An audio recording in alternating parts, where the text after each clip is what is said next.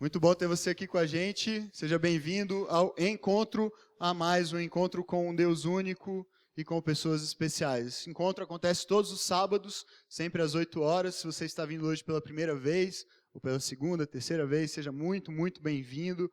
Nosso desejo é que você se sinta em casa, que você se sinta parte de tudo que nós fazemos, de tudo que acontece nesse lugar, esse espaço, esse tempo, esse movimento de jovens aqui da Terceira Igreja Batista de Brasília, chamado Área Mais, é pensado, é planejado para você, para que você venha aqui e se sinta em casa, para que você encontre o seu lugar, para que você se sinta parte. E nós estamos especialmente felizes hoje de te receber, porque nós estávamos morrendo de saudade, eu pelo menos estava, acho que você também, eu sei que já tem o costume de vir aqui todos os sábados, e acho que esqueceram de uma mesa aqui para mim. Ah, não, está aqui, ó. Olha eu, falando bobagem. E eu estava com muita saudade porque já há 3 semanas nós não nos encontrávamos aqui, em razão de um movimento que acontece aqui na nossa igreja todos os anos, chamado Alto de Páscoa. Quem assistiu o Alto de Páscoa aí esse ano? Levanta a mão. Tem muita gente que não viu o Alto de Páscoa, é isso mesmo? O Alto de Páscoa é um musical de Páscoa muito legal. Musical de Páscoa, Alto de Páscoa, né? Ok. É um musical de Páscoa que acontece todos os anos aqui na nossa igreja, muito legal mesmo. E se você não viu esse ano, você perdeu, você pode esperar até o ano que vem para ver, ou você pode se inscrever no Fábrica, que é a conferência de liderança da nossa igreja, e durante o Fábrica lá vai ter uma apresentação extra do Alto de Páscoa, então é um jeito de você não ter que esperar até a Páscoa do ano que vem para assistir. Mas nós estávamos há 3 semanas sem ter esse encontro, esse tempo aqui, que nós chamamos de Encontro a Mais, a nossa reunião, nosso encontro de jovens. Então hoje eu estou especialmente feliz de ter você aqui com a gente. A gente está começando hoje uma série de mensagens, e se você é novo, você vai ver que a gente faz muito isso, a gente costuma conversar a respeito de um mesmo tema, com algumas abordagens a respeito desse tema por algumas semanas, por às vezes 3, 4, talvez 5 semanas sobre alguns temas importantes, temas que têm a ver com a sua vida, com a minha vida, temas que procuram te ajudar na sua vida prática, no seu dia a dia, na sua rotina. E especialmente hoje nós estamos iniciando uma série muito legal mesmo, quer dizer, ela não começou ainda, mas eu acho que ela vai ser muito legal, chamada... Como que fala isso aqui? Cruz igual a coração, é isso mesmo? Me perguntaram esses dias, uma pessoa viu a camiseta, essa camiseta aqui, né, que tem esse desenho aqui atrás, e falou assim, que camiseta legal, o que quer dizer isso? Aí eu olhei para ela e eu falei, quer dizer que a cruz é igual a um coração. Não sabia muito bem como explicar, mas na verdade o que nós queremos comunicar com isso, o que nós pensamos com isso, é que olhar para a cruz nos faz lembrar de amor, nos faz lembrar que Jesus se entregou na cruz por amor a mim, por amor a você, e é esse amor, esse fato histórico de que Jesus morreu, e de que Jesus ressuscitou, está vivo, e fez isso por amor a nós, é o motivo da nossa vida, é a causa de tudo que nós fazemos. Então nós declaramos que neste lugar aqui, a nossa causa, a razão de existirmos, é conhecer mais a Jesus e torná-lo cada vez mais conhecido para outras e outras pessoas. Esse é o nosso desejo, e tudo que a gente faz aqui, todas as iniciativas, eventos, programações, acampamentos, pequenos grupos, tudo tem a ver com essa causa, conhecer a Jesus e tornar Jesus conhecido. E a gente está muito, muito feliz, especialmente hoje, por ter você aqui com a gente. Eu espero que durante essas 3 semanas eu consiga comunicar para vocês o que eu creio que é o que Deus quer comunicar durante essas 3 semanas. E nós, durante essas 3 semanas, vamos conversar simplesmente a respeito de um nome, de uma pessoa, de quem ele é, do que ele fez, por que ele veio, por que ele morreu, por que ele ressuscitou, por que nós cremos nele, por que nós adoramos a ele, por que vivemos para ele. Nós não vamos falar sobre uma religião, nós não vamos pensar a respeito de uma filosofia, de uma proposta de vida, de ética, nós não vamos falar a respeito de uma igreja, nós vamos falar a respeito de uma pessoa, que para nós é o próprio Deus, o próprio Filho de Deus, Jesus Cristo. Então eu quero te convidar nessas 3 semanas, e por favor faça um esforço para estar aqui durante as 3 semanas, para você enxergar o quadro completo, eu quero te convidar a tentar esquecer um pouco as ideias, os conceitos, ou talvez até os preconceitos que você estabeleceu na sua mente, no seu coração, a respeito dessa pessoa. A pessoa de Jesus. Vai aparecer aqui, eu acho. Mas da pessoa de Jesus. Por quê? Porque a gente vai tentar olhar para quem ele é de fato, para quem ele foi, mas para quem nós cremos que ele continua sendo e continuará sendo, porque o autor da carta aos Hebreus diz que Jesus Cristo é o mesmo, ontem, hoje e o será para sempre. E nós cremos que esse mesmo Jesus que viveu 2000 anos atrás, cerca de 2000 anos atrás, fez coisas tão incríveis, fantásticas, a respeito de quem nós ouvimos falar tantas coisas, esse mesmo Jesus está vivo e está presente aqui hoje. E ele se importa comigo, ele se importa com você, e é por isso que nós vamos pensar e conversar um pouco a respeito dele. E a primeira coisa que eu quero que você tente imaginar é entrar mesmo na cabeça, na mentalidade de uma pessoa que viveu com Jesus, que andou com Jesus propriamente, pessoalmente, no tempo em que ele esteve aqui nesse mundo. Jesus veio, muitos de vocês, provavelmente quase todos vocês conhecem a história a respeito do nascimento dele, de como ele veio, José, Maria e o burrinho, né? Tinha que ter um burrinho também.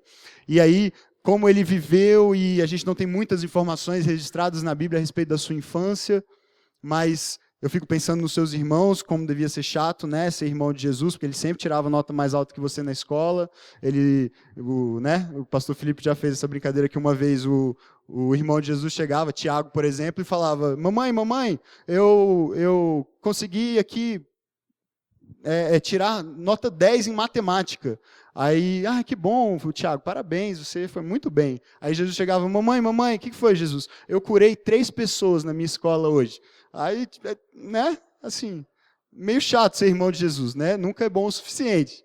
Mas a gente não tem muitas informações a respeito do que ele fazia na sua infância. A gente sabe que a partir dos 12 anos ele já começava a surpreender muitas pessoas com a sua sabedoria, com o seu entendimento, com a compreensão que ele tinha a respeito das coisas de Deus. E então nós lemos quase tudo que nós lemos, quase tudo que nós encontramos a respeito dele, do que ele fez, do que ele disse, de como ele viveu, de como ele morreu. Quase tudo se resume a 3 anos da sua vida, dos 30 aos 33 anos de idade, o tempo em que ele efetivamente exerceu o seu ministério, cumpriu a missão, de fato, pela qual ele veio a esse mundo. E as pessoas começavam a olhar para Jesus e começavam a andar com ele, muitas começaram a segui-lo, muitas começaram a tê-lo como um referencial, como um mestre, como um sábio, talvez como um profeta. E alguns poucos, especialmente 12, foram escolhidos por ele para andar realmente bem perto dele, para ouvir o que ele tinha para dizer de mais importante, para viver as experiências mais incríveis, fantásticas, para presenciar momentos surpreendentes, inimagináveis talvez para alguns deles. E aqueles 12 homens o conheceram como ninguém o conheceu, e viram ele fazer o que poucos imaginariam ser possível, talvez ninguém imaginaria ser possível. E num determinado momento dessa história, dessa caminhada, Jesus está fazendo já alguns milagres, Jesus está ensinando muitas coisas, as pessoas já estão sabendo quem ele é, sabendo que existe um homem que está causando um alvoroço, por onde ele passa multidões o seguem, e as pessoas já começam a perguntar: quem é esse homem? O que ele está fazendo? O que é isso? O que está acontecendo aqui? Porque era tudo muito surpreendente, era tudo muito incrível. Parecia que ele não era alguém comum. E veja, o povo de Israel, o povo judeu, que foi a nação onde Jesus nasceu e viveu a sua vida, eles eram acostumados com histórias fantásticas, histórias sobrenaturais, porque é um povo de uma tradição oral muito forte. E eles passavam de geração em geração as histórias a respeito dos seus pais, dos seus avós, dos seus antepassados. E eles conheciam muito bem a história do que Deus já havia feito no passado com aquele povo, com aquela nação. Isso estava registrado no que hoje nós conhecemos como o Antigo Testamento, aquela primeira parte da Bíblia, que começa lá em Gênesis e termina em Malaquias, que é o último livro, e são 39 livros no Antigo Testamento. Esses 39 livros referem-se a um período da história de Israel antes do nascimento de Jesus, antes de Jesus vir ao mundo, e eles contam basicamente a história desde a criação até um determinado momento na história em que o povo de Israel vivia altos e baixos, vivia sendo escravizado por outras nações, depois era liberto, depois era escravizado, depois era liberto, em razão da sua obediência ou da sua desobediência ao que Deus havia proposto para eles. Mas durante toda essa caminhada, toda essa história, O povo de Israel se acostumou a ver Deus fazer coisas fantásticas. Então, esses homens, as pessoas que agora viam Jesus fazendo milagres, via Jesus ensinando coisas incríveis, eles estavam acostumados a ouvir histórias a respeito dos profetas, a respeito de homens que haviam servido a Deus e tinham sido usados por Deus para fazer milagres também, fazer coisas incríveis. Moisés, por exemplo, que era o grande referencial para a nação de Israel, um grande libertador. Se você assistiu recentemente o filme Êxodo, mesmo que você não seja acostumado com a igreja, você teve a oportunidade de ver no cinema um pouquinho da história de Moisés. Moisés foi usado por Deus para libertar o povo de Israel do Egito, de uma escravidão de 400 anos. E ele fez isso, libertou o povo fazendo sinais, fazendo milagres, coisas impressionantes, transformando a água do rio em sangue, fazendo com que enxames de gafanhotos viessem e destruíssem toda a plantação, fazendo com que o dia virasse trevas, fazendo com que o filho, inclusive os filhos primogênitos de toda a nação, inclusive do próprio faraó, morresse. Não ele propriamente, Moisés, mas Deus, através da palavra dele, fez isso. Então o povo de Israel era um povo acostumado a ouvir histórias fantásticas. Não era um povo cético, não eram pessoas extremamente irracionais que consideravam milagres coisas impossíveis.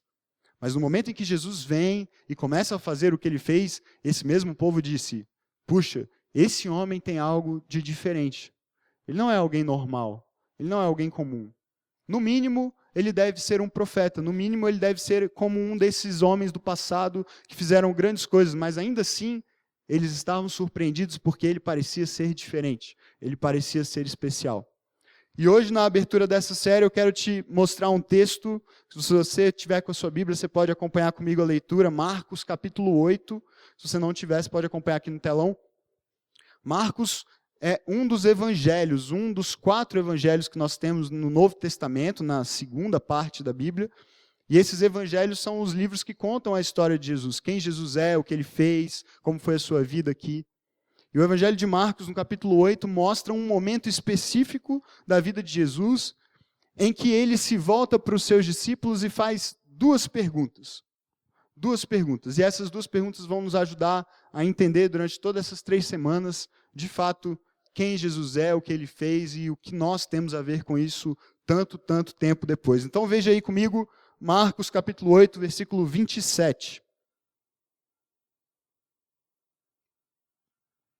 Jesus está andando com seus discípulos e ele então se volta para eles no meio do caminho e pergunta: quem o povo diz que eu sou?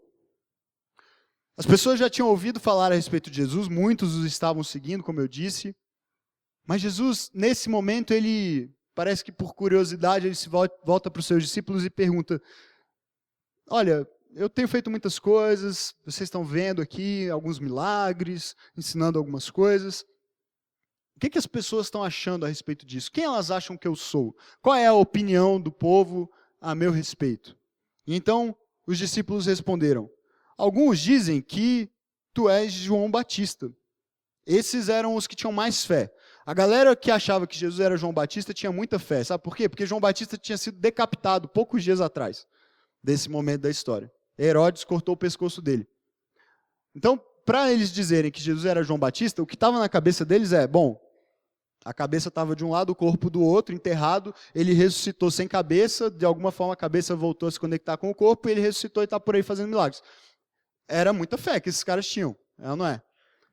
Então, eles pensavam que ele era João Batista. João Batista tinha feito também, tinha surpreendido com o seu ensino, com a sua autoridade, tinha marcado aquela geração, aquele momento, e a Bíblia diz que ele veio justamente para preparar o caminho para Jesus, começar a pregar a respeito daquilo que Jesus depois continuaria pregando. Então, havia algumas pessoas no meio do povo que pensavam que Jesus era João Batista que tinha ressuscitado. E desdecapitado, existe isso? Né? A pessoa foi decapitada, como é que cola a cabeça de novo dela? Existe uma expressão para ele? Não sei. Outros achavam que ele era Elias. Elias, um grande profeta. Se você olhar também no Velho Testamento, você pode ler a história de Elias. Elias foi um homem que foi extremamente usado por Deus no passado, viveu muitas centenas de anos antes de Jesus. E aí, por causa do poder de Jesus, por causa dos milagres de Jesus, algumas pessoas começaram a dizer: ele deve ser Elias, um grande profeta do passado que ressuscitou, que voltou, que está entre nós. E aí alguns que não tinham muita opinião, não tinham talvez muita convicção a respeito das coisas, disseram, não, ele deve ser um dos profetas, qualquer um dos profetas. Ele está fazendo coisas que profetas faziam no passado, ele deve ser algum dos profetas. E aí vem então o versículo 15. E eu vou ler, na verdade, Mateus, agora, capítulo 16, versículo 15, porque essa história está registrada tanto no Evangelho de Marcos como no Evangelho de Mateus. Mas eu quero que você veja a resposta que está registrada em Mateus, nesse mesmo diálogo entre Jesus e os seus discípulos. Mateus 16, 15. Jesus se volta para os discípulos depois deles darem as opiniões populares a respeito dele e diz, e vocês? Perguntou ele. Quem vocês dizem que eu sou? E agora a situação fica um pouco mais delicada, fica um pouco mais tensa. Por quê? Porque os discípulos até aquele momento, eles estavam com convicção, eles seguiam Jesus, eles estavam apaixonados por quem Jesus era e o que ele vinha fazendo, mas em nenhum momento ainda eles haviam declarado de fato, expressado para Jesus, quem eles acreditavam que Jesus era. Até aquele momento, alguns deles poderiam estar pensando como a multidão. É um profeta, é um sábio, é um guia religioso, é alguém que fala com sabedoria a respeito das coisas de Deus, que conhece a Deus, que de alguma maneira tem um poder de Deus para fazer coisas incríveis. Mas isso não era suficiente para distinguir Jesus daqueles grandes homens do passado, da história do povo de Israel. Ele poderia ser mais um profeta. E os profetas tinham os seus discípulos. Os profetas tinham os seus seguidores, pessoas que o sustentavam, que andavam com eles, que aprendiam o ofício de profeta. Elias, por exemplo, foi substituído por um discípulo dele, Eliseu. Mas nesse momento, Jesus se volta para os discípulos e diz, e vocês? Quem vocês dizem que eu sou? Eu perguntei a respeito de quem o povo diz que eu sou, mas o que eu quero mesmo saber é quem vocês, que têm andado comigo, que têm ouvido diretamente de mim, que têm visto o que eu faço, como eu vivo, de que maneira eu me comporto. Vocês que têm intimidade comigo, quem vocês dizem que eu sou? Eu não quero saber apenas a opinião popular a meu respeito, eu não quero saber quantos seguidores eu tenho no Twitter, eu não quero saber como está a minha audiência, eu quero saber quem vocês dizem que eu sou. Quem eu sou para vocês. No fundo era isso que Jesus estava perguntando. E o discípulo mais apressadinho, que por acaso é meu xará, mas eu não tenho tanto a ver com ele assim, eu acho. Simão Pedro responde para ele, tu és o Cristo, o Filho do Deus vivo. Eu quero pensar um pouco a respeito dessa resposta de Pedro. Pedro diz, tu és o Cristo, o Filho do Deus vivo. Quando eu era pequeno, eu achava que Cristo era sobrenome de Jesus. Quem já pensou isso também para eu não ficar humilhado sozinho? Caraca, muita gente, que bom, glória a Deus. Porque depois eu fiquei com vergonha de pensar isso. Mas eu achava Jesus Cristo, né? Sobrenome, claro. Na verdade, Cristo é uma palavra que vem do grego que significa ungido. E ungido, se você não sabe, significa consagrado, uma pessoa separada. Algo que foi ungido é algo que foi consagrado para uma finalidade específica, que foi separado para uma finalidade específica. Cristo significa ungido.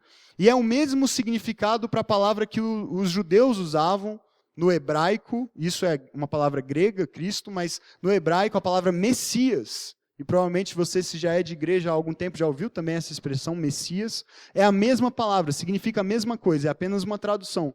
Então, Messias também significa ungido, alguém que foi consagrado, separado para uma finalidade específica. E por que essa resposta de Pedro, tu és o Cristo, é uma resposta tão significativa? Porque o povo de Israel, durante toda a sua história, desde o início, esperava que viesse o Messias. Esperava que alguém enviado da parte de Deus viria, e esse alguém restauraria a nação de Israel, seria a esperança de salvação para todos. E isso estava anunciado desde o início da história. Se você depois tiver a curiosidade de abrir em Gênesis, no capítulo 3, você vai ler lá a história a respeito da queda do homem.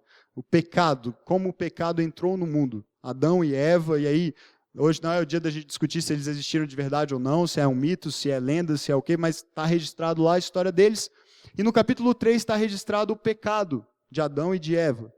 E logo após o registro do pecado deles, há um diálogo entre Deus e a mulher. E entre Deus e a serpente, entre Deus e o diabo. E lá nesse diálogo está registrada a seguinte expressão, que um dia viria um descendente da mulher, e esse descendente da mulher pisaria a cabeça dessa serpente, venceria o diabo, venceria o inimigo. Então, desde lá de trás, desde o início da história, há uma promessa, e o povo de Israel conhecia essa história e conhecia essa promessa, de que um dia viria um homem, um filho de uma mulher, que venceria o inimigo e que restauraria o homem à condição em que ele foi criado. Uma condição de perfeito relacionamento, perfeita comunhão com Deus. E ao longo da história do povo de Israel, durante todo o período dos reis e dos profetas, essa promessa se repetia, ela voltava, e começou a haver, inclusive, detalhes a respeito de como essa promessa, de como essa profecia se cumpriria, de como seria o nascimento desse homem, de onde ele viria, como ele viveria, como ele morreria. Tudo o que nós vemos acontecendo na vida de Jesus e que está registrado nos evangelhos, a respeito de como ele viveu e de como ele morreu, de tudo que ele fez, tudo estava predito. Tudo havia sido revelado ao povo de Israel, e com detalhes incríveis. Eu separei alguns para ler para vocês aqui hoje, porque são impressionantes. Centenas e às vezes milhares de anos antes de Jesus sequer nascer, veja o que está registrado a respeito de como ele viveria, de como ele nasceria, de como ele morreria, enfim, de como seria a sua vida. O profeta Miqueias é um dos livros do Antigo Testamento. Aproximadamente 750 anos de Jesus nascer, disse que ele nasceria em Belém de Judá. Jesus nasceu em Belém. O profeta Isaías, 700 anos antes de Jesus nascer, disse que ele nasceria de uma virgem. Números, escrito mais de 1400 anos antes de Jesus, Números, capítulo 24, diz que ele seria descendente de Jacó, e Gênesis, capítulo 49, também escrito mais ou menos 1400 anos antes de Jesus, diz que ele viria da tribo de Judá. Oséias, um outro profeta que escreveu 720 anos antes de Jesus nascer, diz que ele iria para o Egito. Se você ler a história do nascimento de Jesus, você vai ver que por medo de Herodes e por uma revelação de um anjo em sonho, José vai com Maria para o Egito, para fugir de Herodes que queria matar Jesus. Herodes era o rei de Israel na época. Depois o profeta Isaías, de novo, também 700 anos antes de Jesus, diz que ele viria da Galileia. Jesus viveu durante boa parte da sua vida na Galileia. Malaquias, o último livro do Antigo Testamento, escrito 700 anos antes de Jesus, diz que um mensageiro prepararia o seu caminho, clamando no deserto. Foi o que João Batista fez. 1400 anos antes de Jesus, novamente, em Deuteronômio, diz que Jesus faria profecias. Isaías abriria os olhos dos cegos, os ouvidos dos surdos. Também Isaías curaria os coxos e os mudos. Tudo isso 700 anos antes de Jesus nascer. Os Salmos, que foram escritos num período longo da história, de 1000 antes de Cristo até 300 anos antes de Cristo, nos Salmos você encontra várias referências a respeito da vida de Jesus. Uma delas, Salmo 78, ele falaria em parábolas. Jesus falava em parábolas. Ele seria rejeitado, Salmo 118, Salmo 41, traído por um amigo. E muitos outros salmos. Seria acusado injustamente, Salmo 35. O profeta Zacarias, que escreveu 520 anos antes de Jesus, disse que ele seria vendido por 30 moedas de prata. Era até uma cena do Alto de Páscoa do ano passado. Zacarias também disse que mesmo sendo pobre, ele seria aclamado rei montado em um jumento. Olha, percebe o nível de detalhe, percebe quantas profecias se cumprindo, todas elas plenamente, perfeitamente numa mesma pessoa. Tantas coisas escritas tanto tempo atrás, tanto tempo antes dele sequer nascer. Isaías diz também, seria ferido pelas nossas transgressões, cuspido e esbofeteado. Salmos, seria zombado depois de preso, teria as mãos e os pés transpassados. Isaías diz que ele seria morto junto com transgressores. Jesus foi crucificado entre dois ladrões. Salmos, oraria pelos seus inimigos, e ele fez isso. Isaías também seria rejeitado e ferido pelas nossas iniquidades. Em Salmos, veja que curioso, no Salmo 22, versículo 18, lançariam sortes para repartir as suas vestes. Se você ler lá a cena da crucificação, os guardas romanos lançaram sortes, sortearam as roupas de Jesus. Até isso estava profetizado. Salmo 31, ele entregaria o seu espírito a Deus. Salmo 34, não teria nenhum osso quebrado. Amós, um profeta que viveu 750 anos de Jesus, a terra se escureceria mesmo sendo dia claro. Na narrativa da crucificação você vê isso acontecer também. Isaías 53, um rico o sepultaria. Se você ler também lá a história da crucificação, você vê que José de Arimateia, também um homem rico, pediu a Pilatos o corpo de Jesus e o sepultou. E isso se cumpriu também. Salmo 30, ele ressuscitaria. Oséias, capítulo 6, 720 anos antes de Jesus, ele ressuscitaria no terceiro dia. Salmo 68, subiria aos céus. Salmo 110, seria recebido pelo Pai à sua direita. Existem mais de 300 profecias a respeito de Jesus no Antigo Testamento. Eu li 40 aqui para você, aproximadamente. Um matemático, no século passado, em 1957, mais ou menos, Peter Stoker, ele fez um estudo probabilístico para ver qual seria a probabilidade de 48 profecias que ele selecionou a respeito de Jesus se cumprirem na pessoa de um mesmo homem. Qual a chance de tudo isso e mais outras profecias além dessas acontecerem, todas elas na vida de uma mesma pessoa? Sabe qual foi o resultado que ele achou? Que a probabilidade disso acontecer era de 1 em 10 elevado a 157. E aí, só por curiosidade, sabe quantos elétrons aproximadamente existem no universo inteiro? 10 elevado a 79. 10 elevado a 79 é a quantidade de elétrons que existe no universo. A probabilidade de todas as profecias a respeito de Jesus, na verdade nem todas, apenas 48 que ele selecionou para o seu estudo, acontecerem todas elas na vida de uma mesma pessoa, 1 em 10 elevado a 179. É zero que não acaba mais. Eu vi o número escrito assim, é muito zero. São linhas e linhas e linhas e linhas e linhas de zeros e zeros e zeros. E sabe, essa declaração de Pedro, tu és o Cristo, o Filho do Deus vivo, tu és o Messias, tu és o ungido de Deus, tu és aquele que nós esperávamos, você é aquele por quem o nosso coração ansiava, você é aquele que Deus prometeu que viria para mudar a nossa história, para dividir a história.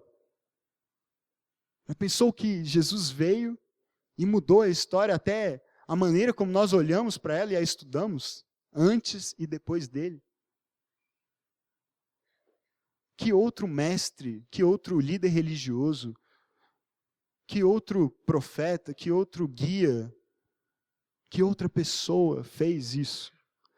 Que outra pessoa viveu, cumpriu tudo que havia sido dito a respeito dele? E o meu convite para você hoje, e nessas 3 semanas em que nós vamos nos encontrar, é que você abra o coração para conhecê-lo. Que você abra o seu coração para ter uma experiência com ele como talvez você nunca teve. E se você já teve e já tem vivido uma experiência com ele, que você se abra também para descobri-lo de uma maneira completamente nova. Para se relacionar com ele pessoalmente. Foi isso que ele veio fazer. Foi para isso que ele veio. Para que nós pudéssemos vê-lo, para que nós pudéssemos conversar com ele, para que nós pudéssemos deixar que ele se tornasse quem nós somos, que ele habitasse o nosso coração, e aí, como Paulo disse, o apóstolo Paulo, já não seja mais eu quem viva, mas seja ele vivendo em mim e através de mim. E aí você experimenta uma vida completamente nova. Você experimenta o verdadeiro sentido da morte, da ressurreição, do amor que ele manifestou por nós. Sabe, eu não vou me dedicar aqui hoje, durante 3 semanas, a te dar apenas evidências históricas. Eu poderia citar estudiosos não há só referências a respeito de Jesus no Novo Testamento. Você pode dizer, mas isso aí é tudo inventado, você só está falando coisas que estão escritas na Bíblia. E se a Bíblia não é de verdade um livro inspirado por Deus? E se ela foi algo planejado, arquitetado por pessoas que queriam fazer com que as pessoas acreditassem nisso que foi escrito lá? Bom, eu acredito, eu creio que de fato a Bíblia é um livro inspirado por Deus. Na verdade, não um livro, uma coleção de livros. São 66 livros, escritos por pessoas diferentes, ao longo de mais de 1000 anos de história, mais de 1500 anos de história. Todas elas, todos esses livros, todas essas partes, todas essas profecias, tudo se encaixando, se cumprindo na pessoa de um só homem, Jesus Cristo. Mas o meu objetivo não é te convencer disso, o meu objetivo não é de alguma maneira te prender aqui dentro e fazer com que você passe a acreditar como muitos de nós acreditamos. O meu objetivo, e pela graça de Deus, o que eu quero que você experimente nesses dias, é que você de fato tenha um encontro com Ele. Não seja eu a apresentá-lo para você, mas que Ele venha aqui e se apresente para você. Que você possa senti-lo, que você possa falar com Ele, que você possa ouvi-lo falando com você. Que Ele mude a sua vida, que Ele responda a sua oração. E que você nunca, nunca, nunca mais queira viver sem Ele. Esse é o grande desejo do meu coração. E sabe de uma coisa? Você vai ver isso nas 2 próximas semanas.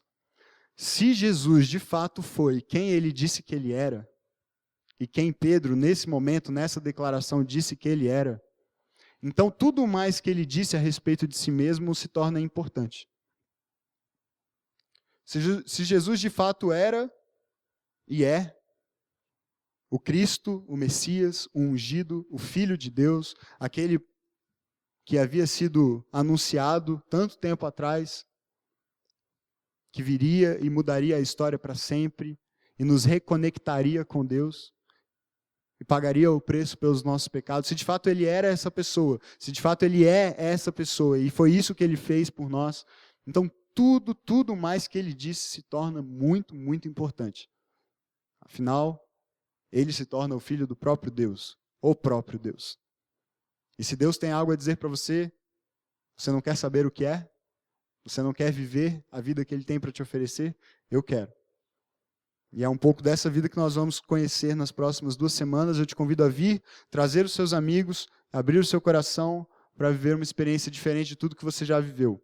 Hoje, tudo que nós preparamos aqui, tudo que vai acontecer agora ali fora, depois desse momento, crepe, picolé, tudo que a gente preparou para você, um presente especial se você está vindo hoje pela primeira vez, tudo isso é o nosso jeito simples, mas verdadeiro, autêntico de mostrar que assim como Jesus nos amou, nós queremos também demonstrar amor por você, nós queremos te receber, nossa alegria é ter você aqui com a gente, e por isso também eu quero orar por você nesse momento, para que esse Jesus se revele a você de uma forma especial. Não importa se você está vindo hoje pela primeira, segunda, terceira vez, se você já é de igreja, se você já é de uma outra igreja, se você é daqui, se você já é de casa, você pode ter uma experiência diferente com Ele.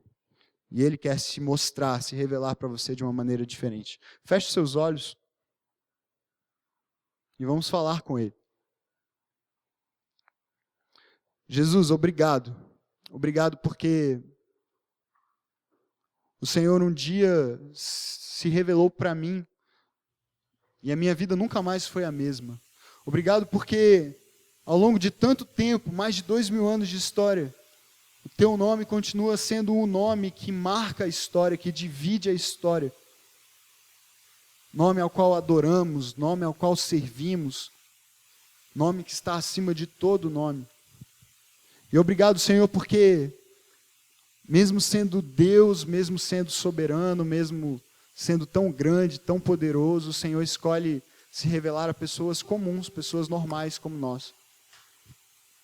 Nós não temos nada para te oferecer, mas o Senhor escolheu se oferecer a nós. E obrigado, Senhor, obrigado porque nessa noite nós podemos nos lembrar de quem Tu és. E essa verdade, essa convicção, essa certeza muda completamente o nosso jeito de ver a vida, de lidar com os problemas, com as crises, com os medos, com as frustrações. Muda também a nossa lógica, a nossa maneira de fazer planos, de sonhar. Porque se tu, Jesus, é quem o Senhor disse que é, então nada mais importa, como nós cantamos nessa noite, a não ser te conhecer e te tornar conhecido. Nada tem tanto valor assim que não possa ser abandonado, para que possamos receber a vida que o Senhor preparou para nós. Porque se tu és Deus, se tu és o Filho de Deus, então a vida que o Senhor tem para oferecer para nós é a melhor vida. E não há nenhum outro lugar onde nós queiramos estar, a não ser na tua maravilhosa presença. Obrigado por estar presente aqui nessa noite. Obrigado por falar conosco. Obrigado por ouvir a nossa oração. Obrigado por se revelar a nós. Obrigado por se importar com quem nós somos. Lá fora, Senhor, há muitas pessoas que não se importam se nós estamos bem, se nós estamos mal, se estamos felizes ou tristes, se a nossa vida tem sentido ou não, se temos amigos, se temos família, se somos bem tratados ou mal tratados. Mas no Senhor nós encontramos sempre alguém que se importa, alguém que não nos olha pelo que nós fazemos de errado, mas alguém que nos olha com graça, com amor, com perdão, com a disposição de nos abraçar e de nos dar uma nova chance, de nos oferecer uma vida melhor. Jesus, obrigado. Eu te peço nessa noite que cada pessoa, cada jovem que está aqui, possa ter uma experiência única, especial contigo. Possa crer, como Pedro creu naquele dia, que tu és o Cristo, tu és o prometido, tu és aquele que foi prometido tanto tempo antes, e que veio e cumpriu perfeitamente tudo o que havia sido dito a respeito de ti. E ainda hoje permanece o mesmo, continua sendo Deus, continua sendo Senhor, continua a nos amar, continua a nos oferecer salvação por meio do que o Senhor fez na cruz, ao morrer por nós. Obrigado porque o Senhor ressuscitou, está vivo, está presente aqui nessa noite. Seja a Ti, Deus, a nossa adoração, o nosso louvor, a nossa canção, o nosso coração, nós rendemos a Ti. Obrigado, Deus. Oramos em nome de Jesus.